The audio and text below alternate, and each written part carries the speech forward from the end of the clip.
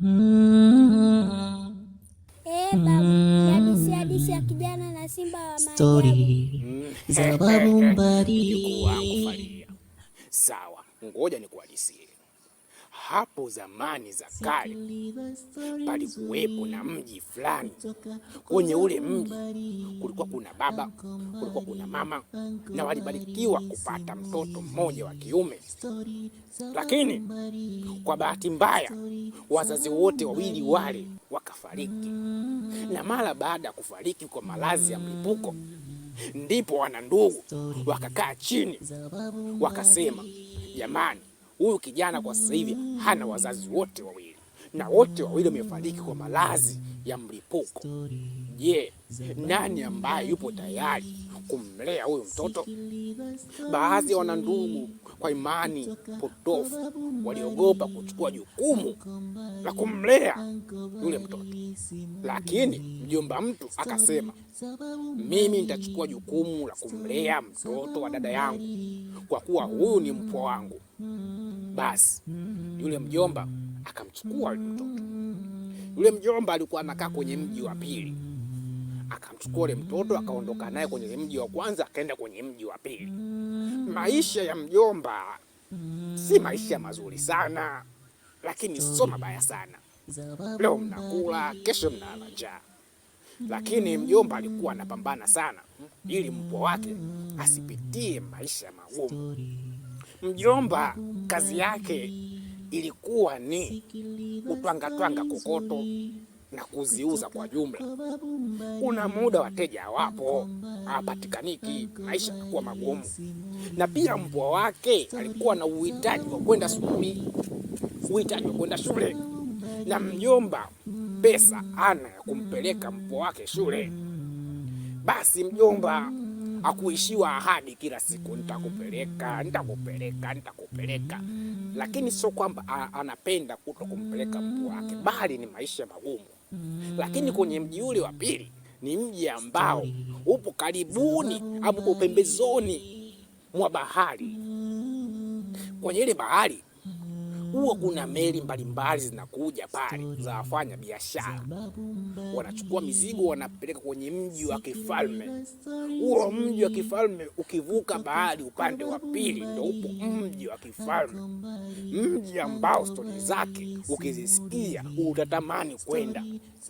Na ule kijana anavuka pale kazini pale kila siku anasikiaga stori kuhusu mji wa kifalme, na yeye pia kama binadamu anatamani siku moja na yeye aende kwenye mji wa kifalme, kwa kuwa anasema kule hata kama ufanyi kazi utakula tu, maisha mazuri tu. Akikaa akifikiria maisha yake yeye na mjomba wake ni maisha magumu, maisha ya dhiki sana. Siku moja akaingiwa na tamaa, akasema, hapana, mimi nataka niende kwenye mji wa ng'ambo kule ya bahari, kule mji wa kifalme, mimi nataka niende kule, lakini sina nauli. Nauli yake ni pesa mingi sana. Lakini kwa kuwa ni kijana, akili yake ipo machachari, inachakalika kwa haraka, akasema, nitazamia, nitaingia kwenye meli kisirisiri na hawatolijua. Wiki iliyokuja ama wiki iliyofuata kulikuwa kuna meli ikaja pale. Ilikuwa ni meli ya mizigo ya biashara, imekuja kupakia biashara, inapeleka ng'ambo kwenye mji wa kifalme. Yule kijana akaingia kisirisiri, akamtoroka mjomba wake basi na mjomba kujua. Akaenda kwenye ile meli, akaingia kisirisiri chini kabisa kwenye maboksi ya mizigo, na yeye akanisokomeza humo. Akakaa kwa taabu, akakaa kwa ziki, ili mradi afikie malengo yake ya kwenda kwenye mji wa kifalme. Kweli wale viongozi wa meli, mabaharia, hawakujua kama kuna ugeni.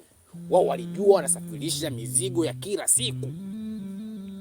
Basi meli ikaanza kuondoka kwenda huko kwenye mji wa kifalme. Lakini meli ile ilivyofika katikati ya bahari, ghafla binivu, zuruba radi, upepo mkali na mawimbi makubwa yakaiandama ile meli, jambo ambalo mabaharia kipindi chote wanafanya ubaharia wao hawajawahi kuona hali ya kutisha kama ile. Kweli una muda bahari inachafuka, lakini siku hiyo ilizidi kuchafuka, na ni siku ambazo wao wanajua ni siku salama, hakuna shida baharini. Iwaje leo bahari imechafuka namna ile? Lazima kutakuwa kuna kitu ama kuna namna. Wakajiuliza, lazima patakuwa kuna kitu hapa. Wakaanza kusema, jamani, je, mmepakia mzigo usiohitajika? Ndio maana tumepata balaa hili? Hapana, kila mmoja alisema nimepakia mzigo sahihi. Kiongozi wa meli akasema hapana, kagueni kila sehemu. Kwa bahati mbaya, mmoja kati ya baharia aidondosha kitu chake cha thamani, kitu ambacho anakipenda, ni mithili ya kama ringi au tuseme ni pete. Ikamdondoka, alikuwa amefunga kwenye kiuno chake, inaning'inia na kamba, ikamdondoka ikaenda chini kule kwenye mizigo kule ambapo amejificha yule mtoto. Yule baharia akasema hapana, nakuja jamani, ngoja nikafate kilingi changu. Akabidi ashuke aende chini kabisa, kwa sababu meli ni kubwa, wale wapo juu, huku chini tu kwenye mizigo. Asa ile lingi ilikaa karibu na ule kijana. Yule baharia anapeleka mkono, akashika mguu wa ule kijana. Alishtuka baada ya kutoa maboksi, akasema bwana jamani, kumbe ukweli kuna mtu kazamia, njoeni. Wakatoka pande zote, mabaharia wakashuka, wakasema nani huyo? Yule kijana. Kijana anaogopa, kijana anatetemeka, anasema leo nimekwisha. Yule kiongozi wa meli akasema, yule nahodha, nilijua tu lazima kuna nuksi imeingia kwenye meli yetu, maana hii zuruba si ya kawaida. Huyu ni nuksi. Na wewe kijana, kwa nini umeingia kwenye meli basi na ridhaa yetu? Kijana akusita kusema matamanio yake, akasema jamani, mimi nimezamia meli kwa sababu natamani kufika kwenye mji wa kifalme. Mabaharia wakacheka sana. Sasa leo ndoto yako haitotimia, bali tutakupeleka jahannam. Kijana aliogopa sana, alishikwa mikono, akatolewa kule alipokuwepo, akapelekwa juu ya meli. Wakasema ili kuepukana na hii zuruba na hili tsunami na hili balaa na mawimbi haya na maradi haya, lazima huyu mtoto tumtupe kwenye maji. Kijana aliogopa sana, alitetemeka, lakini watu wale bila huruma, kumwonea huruma kijana yule, walimtupa ndani ya maji. Maskini ya Mungu, kijana wa watu. Ila bahati nzuri, kwa kuwa alikuwa anajua kuogelea, hakuzama moja kwa moja. Akawa anajaribu kujitetea asizame, lakini itachukua muda gani kujitetea na yupo katikati ya bahari? Basi ile meli iliondoka, na wale watu kwenye meli wakawa wanamcheka, wanasema bora kufa peke yako bwana, kufa peke yako, watakufa na sisi, mshenzi sana we kijana. Basi na kujua, wanasema usiolijua sasa na usiku wa giza. Yule kijana alibaki pale kwenye maji. Ilitokea radi moja ikapiga kwenye ile meli moja matata sana, meli yote ikaungua, ikapasuka pasuka. Kumbe uwepo wa yule kijana kwenye ile meli ndio ilikuwa salama, kwa sababu kijana yule siku hiyo hakuandikiwa kufa. Waliandikiwa kufa wale wengine wote, lakini sio yule kijana. Ndio maana ile meli ilikuwa inayumba kushoto, inayumba kulia, lakini ilikuwa haipati madhara yoyote kusema eti ipasuke wala ipigwe na radi. Radi zikija zinapiga pembeni, kwa sababu pale mwanzoni alikopa yule kijana. Mara baada kijana yule kutolewa kwenye ile meli, radi ikalenga moja kwa moja, haijakosea tena, kwa kuwa waliokuwepo mule kwenye meli ndio wote watakiwa kufa, ila si yule kijana. Meli ikapasuka, na kupasuka kwa meli, kuna mbao moja ikadondoka katikati ya yale maji karibu na ule kijana. Kijana ile mbao ndo akaidandia kwa juu. ikawa ndo nafuu yake, kuwa mbao inaelea ndani ya maji. Yule kijana akawa amekaa juu ile mbao, alijaribu kupiga makasia kujisogeza kule anapoona ni karibu kwake, kule anapoenda, lakini alijitahidi kupiga makasia kadri alivyoweza, alichoka. Baadaye akapitiwa na usingizi akiwa juu ya mbao. Panakucha, kijana yule anajikuta yupo ng'ambo ya pili kule ambapo alitamani kufika, lakini bahati mbaya isivyo bahati, amefika sehemu ambayo si mafikio sahihi. Maana mbele ya macho yake anaona bonge moja la msitu, msitu uliojifunga, hakuna hata sehemu ya kupita vizuri, unapita kwa tabu. Lakini kijana akakumbuka msemo wa wahenga, kawia ufike na penye nia pana njia.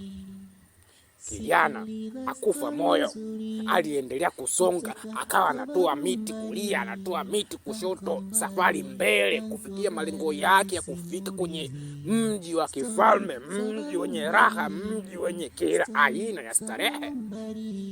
Alisonga mbele, lakini msitu ule, ilikuwa asubuhi tu, lakini kuingia kwenye msitu ule umetanda kiza, kwa sababu mwanga hata wa jua ni ngumu kuingia kwenye msitu ule. Anasikia sauti za ajabu, ni sauti ya kutisha na ya kusisimua. Lakini yule kijana akapiga moyo konde, akasema nasonga mbele kufikia kwenye mji wa kifalme. Akazidi kusonga na kusonga na kusonga, lakini ghafla alisikia sauti ya simba akiwa na unguruma kwa uchungu sana. Kijana aliogopa sana, akajikunja na kutetemeka. Akasema leo nimekwisha. Hama mbele ya macho yake, tit for tat, uso kwa uso, macho kwa macho. Hili hapa simba, bonge la simba. Bwana we, hatari. Atafanya nini? Ile simba linamfuata likiwa kama linachechemea fulani namna gani, vipi linamsogelea yule kijana. Kijana naye anarudi nyuma, simba linamfuata, ndio ni wewe na kufuata. Bwana we, kijana aliogopa. Faria mjukuu wangu, kijana aliogopa sana. Lakini alipotazama vizuri, alibaini kuwa huyo simba, mbona kama mguu wake mmoja haupo sawa. Ni kweli mguu wake ulikuwa umechomwa na miba. Alijua hilo. Na ule simba alivyokuwa anamfuata, simba alikuwa anatoa machozi, analia kwa uchungu, mwiba unamuuma. Ni mfano kwamba anahitaji msaada. Kijana akajiuliza, akatafakari, je, nimsaidie huyu simba? Baada ya kumsaidia anikule, anile mimi, au nisimsaidie nipite hivi nikimbie? Lakini nitakimbia hadi wapi? Msitu huu wa mabalaa. Akasema, wahenga wanasema tenda wema nenda zako. Akapiga moyo konde, simba lile kubwa namna ile. Kijana akamsogelea yule simba hadi akachuchumaa hadi kwenye nyayo ya yule simba. Akahesabu 1, 2, 3, akachomoa yule mwiba. Simba likapiga kelele la uchungu kabisa. Bwana we, tali. Alilia sana simba kwa uchungu baada ya kuchomolewa yule mwiba. Kijana akasema, leo sasa nishamtia hasira simba. Leo anifanya chakula huyu, anifanya msosi, anifanya menyu. Hatari, breakfast. Lakini kumbe ule simba hakuwa simba wa kawaida. Ule simba alikuwa na uwezo wa kuzungumza. Bwana we, akamwambia kijana, asante sana. Nilikupa kimtihani kidogo tu, nikajua utafeli. Hatimaye umefaulu. Mimi si simba wa kawaida. Mimi ni msaada kwako. Na kama wewe umenisaidia kunichomoa mwiba, na mimi nakusaidia kukuvusha ng'ambo ya huu msitu uliojaa kila aina ya shari na mitihani. Na ni kweli, yule kijana anaangalia pembeni, bonge la joka linapita. Simba akaambia, usiogope, lile joka haliwezi kukudhuru. Aliyakuwa mimi nipo hapa, umenisaidia na mimi nakusaidia. Panda juu ya mgongo wangu nikupeleke. Najua unataka kufika kwenye mji wa kifalme. Panda kijana. Kijana akapanda juu ya mgongo ule simba. Simba sasa anatembea kwa kudunda, asikii tena maumivu, na hakuna mnyama yoyote aliyomkaribia yule kijana. Hata mbu alimuogopa kijana yule, kwa sababu yule kijana yupo juu ya simba ambaye anafahamika kwenye msitu ule kwamba ndiye kiumbe mlinzi. Kumbe balaa zito bwana wewe. Safari ikaendelea.